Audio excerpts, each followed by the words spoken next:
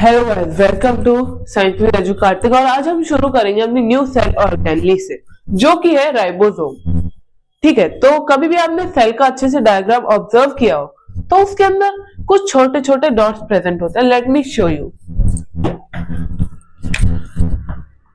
तो ये है एक एनिमल सेल, ये है न्यूक्लियस। एक सेकंड, थोड़ा अच्छा कर देते हैं। ये न्यूक्लियस बन गया। यहां पे ईआर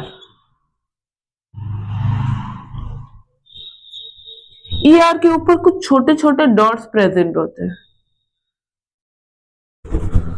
और यहां पे हो गया हमारा वैक्यूल, छोटे छोटे, कई बार प्रेजेंट नहीं भी होते हैं। साथ में ये माइटोकॉन्ड्रिया, ये गोल्जी बॉडी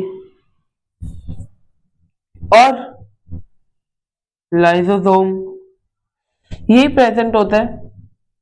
और इसके आउटर साइड में ओके। अब एक चीज और प्रेजेंट होती है, ये छोटे छोटे डॉट्स। अभी डॉट्स होते क्या है एक्चुअली में, इन्हें हम बोलते हैं राइबोसोम। ये छोटे छोटे डॉट्स होते हैं, वैसे डॉट्स नहीं होते एक्चुअल में। इनका कुछ इस शेप का डायग्राम होता है। यहाँ पे टी टाइप का कोई स्ट्रक्चर। फिर यहाँ पे एक बहुत अजीब चीज, फिर ये होता है राइबोसोम। ये इनकी शेप थोड़ी कॉम्प्लेक्स होती है, तो इनको आप एक्चुअल में प्रेजेंट नहीं कर सकते बोर्ड पे अच्छे से।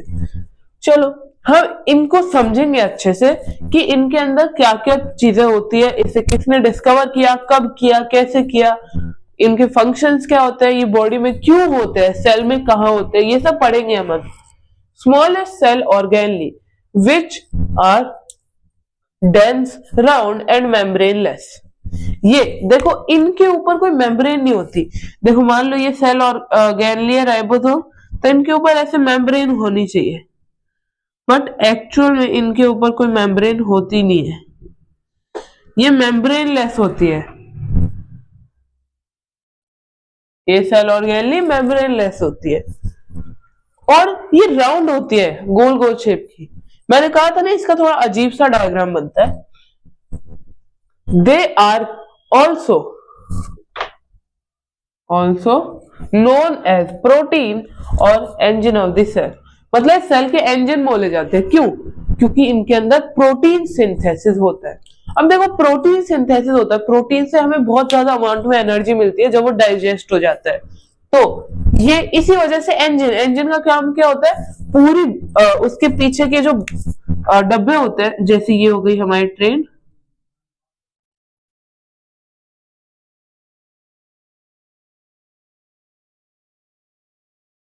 ये धुआं निकल रहा है,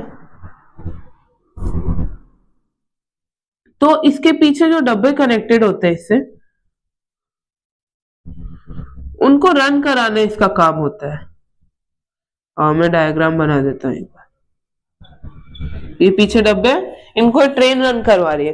तो ये कैसे सॉरी, ये जो इंजन है, इसके अंदर पुराने टाइम में क्या किया जाता था, कोयले को यानी कोल को, चारकोल को बर्न किया जाता था। फिर वो बर्न होने के बाद एनर्जी, हीट प्रोड्यूस करता था। फिर उस एनर्जी से ये चलती थी, इंजन चलता था और उससे फिर ये चलती थी।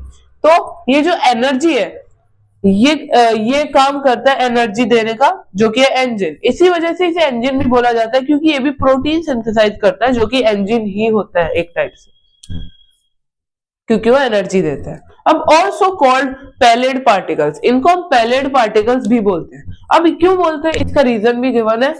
दे were studied by George Palade in animal cells. इनको जॉर्ज पैलेड ने ही इनके ऊपर पूरी स्टडी करी थी। जॉर्ज पैलेड ने, किसने? George pallid.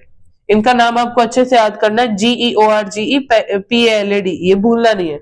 साथ में किस के अंदर स्टडी करी थी? एनिमल सेल्स के अंदर।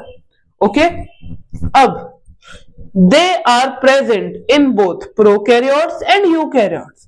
ये प्रोकैरियोटिक सेल्स में भी या ऑर्गेनिजम्स में भी प्रेजेंट होता है, और यूकैरियोटिक ऑर्गेनिजम्स में भी ये प्रेजेंट होते हैं। और वो भी चीज आपको समझ आ गई होगी। नेक्स्ट स्लाइड पे चलते हैं। इसको देखते हैं। देखो राइबोसोम्स होते हैं, मैंने आपको पहले भी बताया, वो प्रोकैरियोट्स और यूकैरियोट्स के अंदर दोनों में अलग अलग टाइप के पाए जाते हैं, और उन टाइप्स में भी डिफरेंशिएटेड होते हैं, वो किस टाइप के कहाँ होंगे। ओके, तो सॉरी, तो सबसे पहले प्रोकैरियोट्स में पाए जाता है 70S टाइप।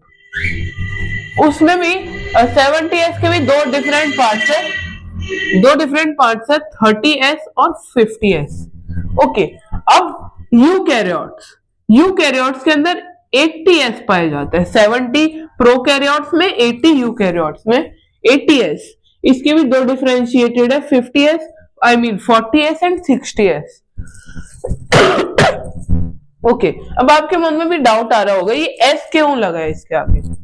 S का मतलब है स्वेडबर्ग यूनिट।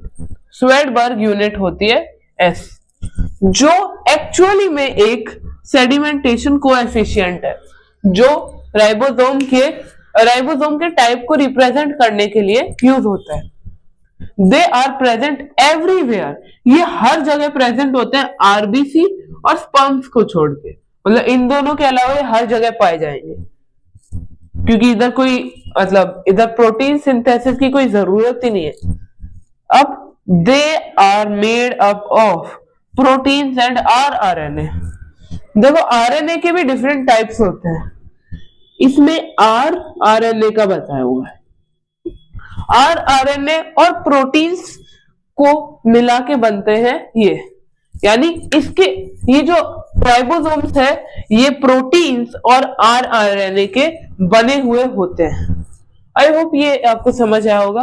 राइबोसोम्स टॉपिक बस इतना ही था, इसमें कुछ ज्यादा स्पेसिफिक खास नहीं था। नेक्स्ट वीडियो में हम वैक्यूल के बारे में डिटेल में पढ़ेंगे। Till then bye bye.